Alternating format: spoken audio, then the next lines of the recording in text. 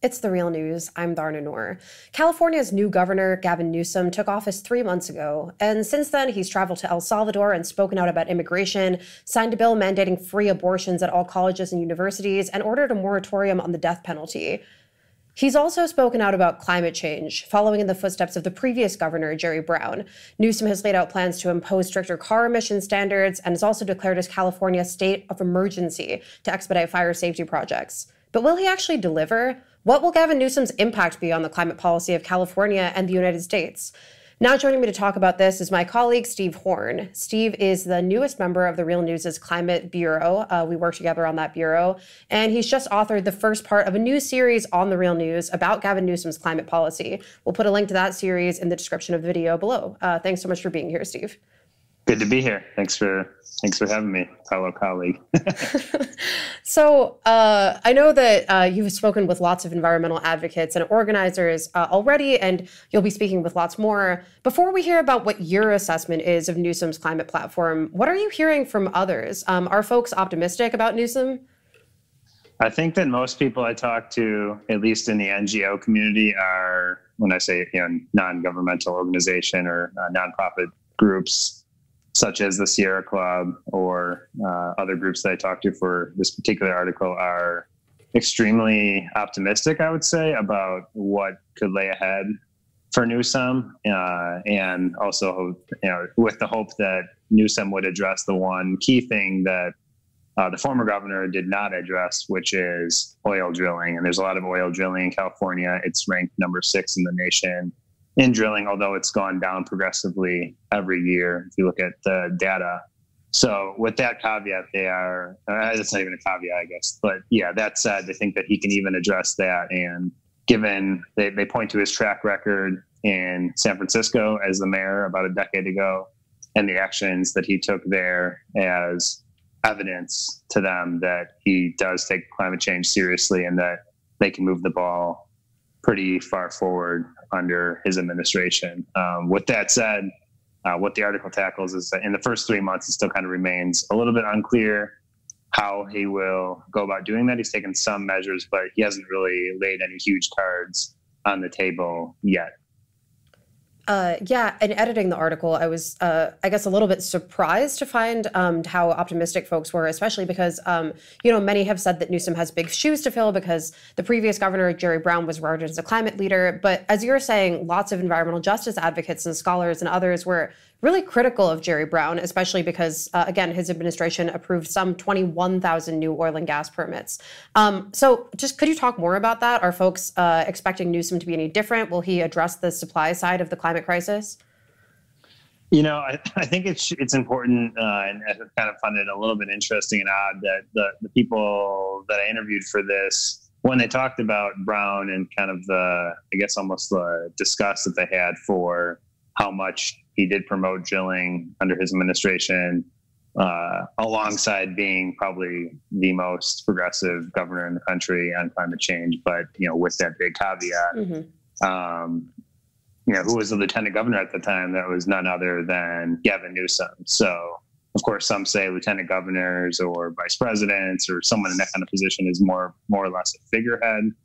But that said, he was lieutenant governor during that time. So that it has to be laid on the table. I think at the same time, they hope that he addresses the supply chain and the supply side of oil in the state, and how they go about doing that, I think, remains to be seen from a kind of an activist point of view, how they think they're going to pressure Newsom to do that. I think right now they're just saying that they're happy that he's there, and they're kind of hopeful. Although, it's almost 100 days into his administration, there's really been no clear signs how he's going to tackle that. He has addressed other issues like wildfire relief, given that this is a state that has massive wildfires due to climate change. This year was the most deadly and the most widespread year of wildfires in state history. So to me, it looks more like he's going to take climate change mitigation policies and stances. It's unclear exactly what he will do to, kind of prevent those kind of, the things that climate change creates from happening at the supply side. So So Jerry Brown also, of course, famously, for some infamously, launched a statewide cap and trade program in 2013. And in brief, cap and trade is a market-based solution, an approach to the climate crisis that imposes caps on carbon and other greenhouse gas emissions, and allows companies and governments and other entities to buy and sell allowances to emit. So here's Newsom on cap and trade. We've got to make sure cap and trade is successful as we enter in the next iteration and getting into the fuel sector. We have to make sure we don't lose people along the way that are concerned about costs, particularly those that are different tiers in the Central Valley and don't have the benefit of our efficiency programs. And California lawmakers extended that program until 2030, but not without some pretty widespread opposition from lots of environmental groups who said that the policy makes too many allowances for the fossil fuel industry. What do you think will become of that program under Newsom? I think that is going to be one of the first big ticket items that Newsom is going to have to grapple with. There's something upcoming called the Tropical Forest Offset Standard, which California is a part of, alongside South America, and doing things like carbon trading, an international cap and trade program. So yeah, cap and trade, of course, that was something that was extended under Brown and now exists under Newsom. He has said, at least on the campaign trail, that he is more prone to supporting something like a carbon tax as opposed to cap and trade, but he also has never said, I'm going to tear apart this cap and trade that exists. He says that he wants to improve upon it, as that clip showed. So I think he'll tinker with it around the margins and do things that might move the ball forward in a climate justice way, if pressured to do so. At the same time, the first pressure point that he will have is this tropical forest offset, which is opposed by indigenous activists and by climate justice groups across California. There was a big profile on it in Reuters that appeared a few months ago. So that is something that could be decided potentially, unless he kicks the ball down the road, by the California Air Resources Board, which he oversees as the governor, in the next few weeks. So I think that'll be the first real decision he has to make on climate justice, and the first indication we'll see kind of exactly where he stands on the issue of cap and trade, not just at a state level, but because it's a global program on a global level. He also, on the campaign trail, promised to bring California to 100% renewable energy, right? Could you talk about that promise and what he's done or not done to take steps in that direction? Well, I think that on that promise, that'll be something that, although he will promise that, it has to be something that's carried out by cities and counties within California. And so one of the main mechanisms or levers through doing that, which will be profiled in a future piece, something called the Climate Action Plan, or Climate Action Plans because it's a plural.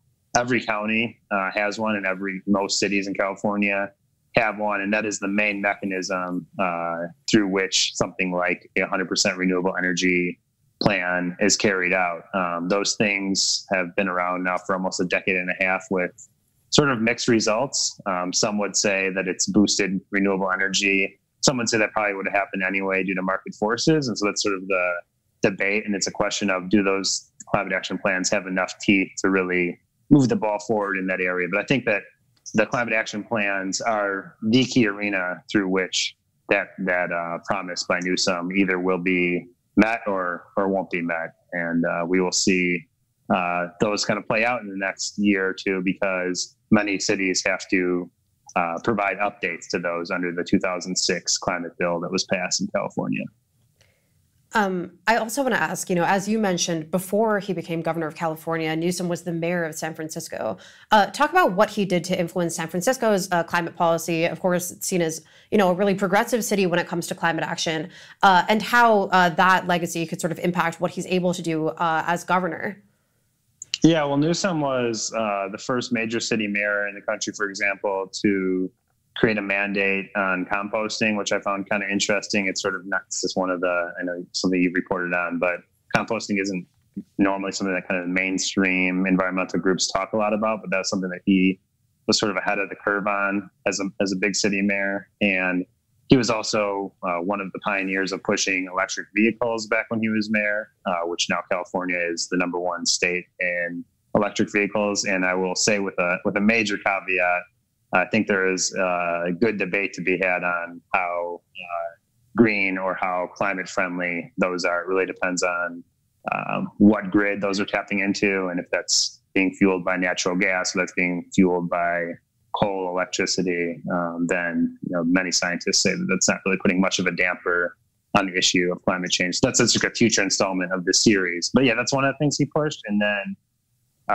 another thing that, I think a major thing, just sort of looking at the 100% renewable energy promise that he's made, or that kind of that aim that he has. When he was mayor, he made a promise that by 2020, San Francisco would be 100% on renewable energy. I don't think that that's the case today, but it does show that he's kind of had this ambitious goal in mind for a long time. And so, again, I think it's still going to come down to sort of rhetoric versus reality for him. But yeah, he's long been ambitious on talking about climate change, dating back to his time as mayor of San Francisco.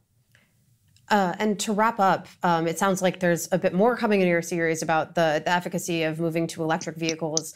What else can folks expect from this series? And what kinds of litmus tests are you going to be using to assess Newsom's climate policy proposals and ideas and their effectiveness in addressing the climate crisis?